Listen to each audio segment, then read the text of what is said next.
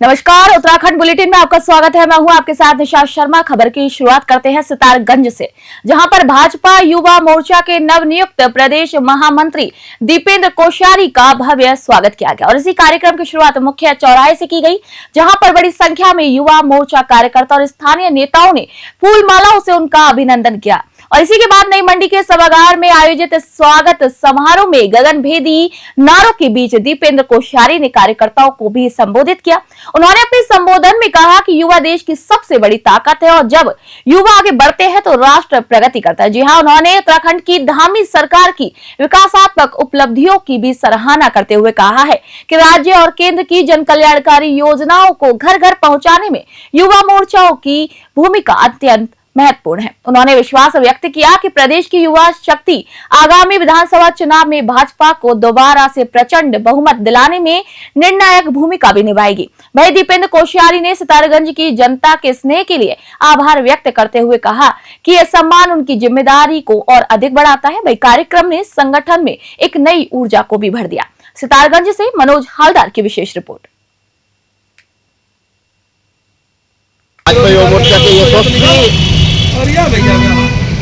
प्रदेश महामंत्री आदरणीय कोश्यारी जी सितारगंज प्रथम बार आगमन हुआ था उनका। सभी युवाओं ने जोश के साथ उनका स्वागत अभिनंदन किया है। सितारगंज मुख्य चौक पर आतिशबाजी फूलमालाओं के साथ आदरणीय कोश्यारी जी का स्वागत किया है। उसके बाद स्वागत कार्यक्रम मंडी समिति में रखा गया। समूचा युवा आज भाजपा की तरफ देख रहा है। भाजपा के जन कल्याणकारी नीतियों के कारण आज सितारगंज क्षेत्र में सभी युवाओं ने एकजुट होकर स्वागत किया और ये प्रण लिया है कि आगामी 2027 के विधानसभा चुनाव में भाजपा को एक बार प्रचंड ऐतिहासिक जीत दिलाकर दोबारा बल्कि तीसरी बार भाजपा की सरकार बनानी है और आदरणीय इस प्रदेश के यशस्वी मुख्यमंत्री पुष्कर सिंह धामी के हाथों को मजबूत करना है। कोश्यारी जी एक जमीन से जुड़े हुए कार्यकर्ता रहे हैं और बहुत लंबे समय से संगठन से जुड़ने के बाद आज उनको जो एक दायित्व मिला है, इसके लिए भी उनको मैं अग्रिम बधाई और शुभकामनाएं देता हूं। भाजपा युवा मोर्चा सितारगंज की ओर से आदरणीय भाई साहब का बहुत बहुत स्वागत, बहुत बहुत अभिनंदन। आज और अगली खबर भाजपुर से, जहां किसान कांग्रेस ने चीनी मिल व्यवस्था पर नाराजगी जाहिर कर भुगतान अटका मिला है गन्ने का। वहीं पर मिल बंदी पर जांच की मांग को भी तेज करने की बात कही है। वहीं किसान कांग्रेस के प्रदेश अध्यक्ष हरेंद्र सिंह लाड़ी ने मंगलवार को टीम के साथ बाजपुर चीनी मिल पहुंचकर मिल प्रशासन पर किसानों की समस्याओं की अनदेखी का आरोप लगाया है। उन्होंने मिल की प्रधान प्रबंधक एवं एसडीएम डॉक्टर अमृता शर्मा से मिलकर ये कहा है कि मिल के सुचारू रूप से न चलने से किसान बेहद परेशान है। सर्दी में हालात ऐसे हैं कि किसानों के वाहन 3-4 दिन तक खाली नहीं हो पा रहे हैं, जिससे कि गन्ना खेतों में अटका है और किसान गेहूं की समय पर बुवाई नहीं कर पा रहे। भाई डॉक्टर अमृता शर्मा ने ये बताया है कि मिल की तकनीकी खराबी को ठीक किया जा रहा है और जल्द ही मिल पूर्ण क्षमता से चलेगी। गन्ना मूल्य भुगतान को लेकर उन्होंने कहा कि शासन से बैंक गारंटी शीघ्र मिलने वाली है, जिसके बाद भुगतान होगा। वहीं लाड़ी ने करोड़ों रुपए खर्च होने के बाद भी मिल के न चलने को भ्रष्टाचार का मामला बताते हुए उच्च स्तरीय जांच की मांग की है। उन्होंने सरकार पर मिल को पीपीपी मोड में ले जाने की भी मंशा का आरोप लगाया है। बाजपुर से सलीम रजा की विशेष रिपोर्ट आप सभी देख रहे हैं। देखिए, सबसे पहले पेमेंट की बात करेंगे तो शासन से गारंटी आते ही मेरे द्वारा किसानों को आश्वासन दिया गया है कि जैसे ही गारंटी हमें प्राप्त होती है उसके 7 दिन के अंदर अंदर हमारा पूरा प्रयास ये रहेगा कि किसानों का भुगतान करना प्रारंभ कर दिया जाए। और जहां तक बात है चीनी मिल के चलने की, तो इसमें देखिए हमारी एक नई टरबाइन और एक पुरानी टरबाइन पे हम अभी बीच में हमने 2 दिन प्रयास किया था। वो काफी सफल भी रहा था। एक दिन हमारी 35,000 की क्रशिंग थी, एक दिन हमारी 30,000 की क्रशिंग थी। लेकिन अनफॉर्चुनेटली दूसरी जो हमारी पुरानी टरबाइन थी उसमें कुछ फॉल्ट आने के कारण काम रुक गया, जिस कारण अभी उनके इंजीनियर बुलाए हुए हैं पुरानी टरबाइन को जो ठीक करे और संभवतः शाम तक टरबाइन ठीक हो जाएगी और हम दोनों मिल चलाने की स्थिति में आ जाएंगे। अभी एक टरबाइन पे छोटी वाली मिल चलाई जा रही है। जब से शुगर फैक्ट्री चली है 1-2 दिन को छोड़कर फॉल्ट पे फॉल्ट, किसान 72 घंटे यहाँ रुकता है बेचारा ठंड में। और पहली चीज तो यह कि किसान के गेहूं की बिजाई का टाइम भी 30 दिसंबर तक ही है, वो भी टाइम निकले जा रहे हैं। किसान जो इतना बेहाल है उसका हाल है, पेमेंट भी नहीं मिल रही। उसी विषय में सब मिले और यह भी संज्ञान में आया कि जो टरबाइन नई ली गई है वो टरबाइन नहीं चल रही। हमने ये कहा कि उनकी गारंटी है या किसी कंपनी की हो, उन पर सख्ती से किया जाए और उनसे भी जुर्माना लिया जाए, क्योंकि जब नहीं चली उनकी टरबाइन या जो फॉल्ट करती है उसको जिम्मेदारी उनकी होनी चाहिए। दूसरी चीज हमने ये देखी कि पाइप फैक्ट्री में घूमकर, तो फैक्ट्री में जब ये फैक्ट्री पिछले सीजन में बंद हुई, इसमें कोई काम नहीं हुआ, सब भ्रष्टाचार चरम सीमा पर है। सरकार की नीयत में खोट है। सरकार चाहती है कि फैक्ट्री बंद हो, आज से नहीं तो 12 से लेकर 17 तक। और खबर हरिद्वार से, जहां स्वच्छता के क्षेत्र में मॉडल जिला बनाने के लिए जिला प्रशासन ने अभियान को और भी अधिक मजबूत कर दिया और इसी क्रम में डीएम ने जिले में स्वच्छता कार्यों से जुड़े एनजीओ, सामाजिक संस्थाओं और स्वयंसेवी समूहों के साथ एक महत्वपूर्ण बैठक की है। बैठक एचआरडीए हॉल में हुई है। वहीं आपको बता दें कि अलग अलग संस्थाओं ने इसमें भाग लिया है, जो गंगा घाट, प्रमुख चौक, चौराहों, आश्रमों और अन्य सार्वजनिक स्थलों पर सफाई का कार्य करती है। डीएम ने सभी संगठनों से स्वच्छता अभियान को और भी प्रभावी बनाने के लिए सुझाव मांगे हैं और कहा है कि हरिद्वार को स्वच्छता के क्षेत्र में देश का अग्रणी जिला बनाना प्रशासन की प्राथमिकता है। उन्होंने साफ कहा है कि ये लक्ष्य तभी संभव है जब समाज के हर वर्ग की सहभागिता सुनिश्चित हो। वहीं प्रशासन ने एनजीओ से अलग अलग क्षेत्रों में जिम्मेदारी लेकर स्वच्छता गतिविधियों को आगे बढ़ाने की भी अपील की है। वहीं डीएम ने कहा है कि संयुक्त प्रयासों से हरिद्वार को स्वच्छ, सुंदर और मॉडल जिला बनाने का सपना जल्द ही पूरा होगा। वहीं हरिद्वार से तनवीर अली की विशेष रिपोर्ट आप सभी देख रहे हैं। यह तो एक जागरूकता का एक प्रतीक है और हमें इसके लिए बिल्कुल प्रतिबद्ध रहना चाहिए।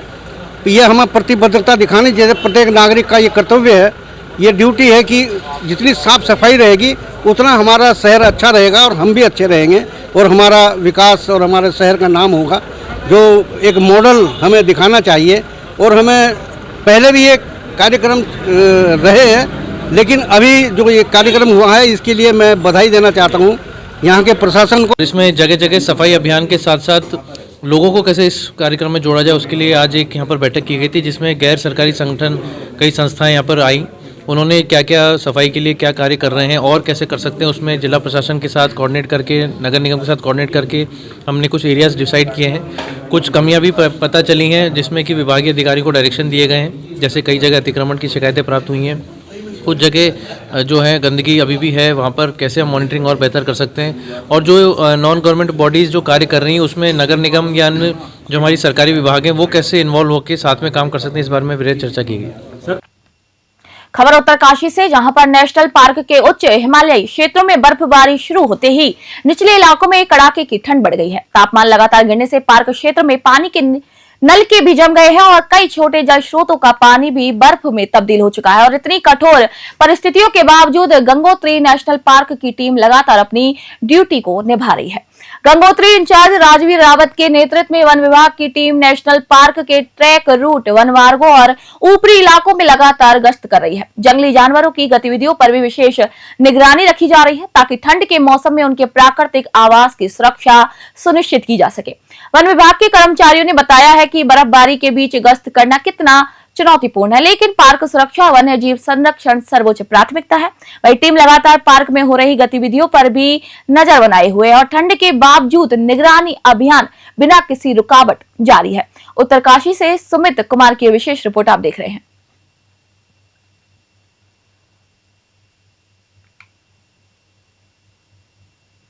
हरिद्वार के मंगलौर पुलिस को एक बड़ी सफलता हाथ लगी है, जहां पर मंगलौर पुलिस और सीआईयू की संयुक्त कार्रवाई के दौरान चोरी की गई 4 मोटरसाइकिल बरामद की गई है, जबकि 2 शातिर बाइक चोरों को भी इस दौरान गिरफ्तार किया गया है। कोतवाली मंगलौर में आयोजित प्रेस वार्ता में एसपी देहात शेखर चंद्र सुयाल ने ये जानकारी दी है कि हाल ही में क्षेत्र में मोटरसाइकिल चोरी की शिकायतें मिल रही थी। पीड़ितों की तहरीर पर मुकदमा दर्ज कर पुलिस टीम ने सीसीटीवी फुटेज और अन्य इनपुट की मदद से खोजबीन शुरू की। वहीं सीओ मंगलौर के नेतृत्व में गठित टीम ने दोनों आरोपियों को दबोच लिया और उनकी निशानदेही पर चोरी की गई 4 बाइकें भी बरामद कर ली। पुलिस अब गिरफ्तार चोरों के आपराधिक इतिहास की भी जानकारी जुटा रही है और ये भी पता लगा रही है कि क्या वे बड़े चोरी गिरोह से जुड़े हुए हैं। वहीं पुलिस अधिकारियों का कहना है कि क्षेत्र में चोरी की घटनाओं पर रोक लगाने के लिए लगातार अभियान चलाए जा रहे हैं और ऐसी सख्त कार्रवाई आगे भी जारी रहेगी। हरिद्वार से तनवीर अली की विशेष रिपोर्ट।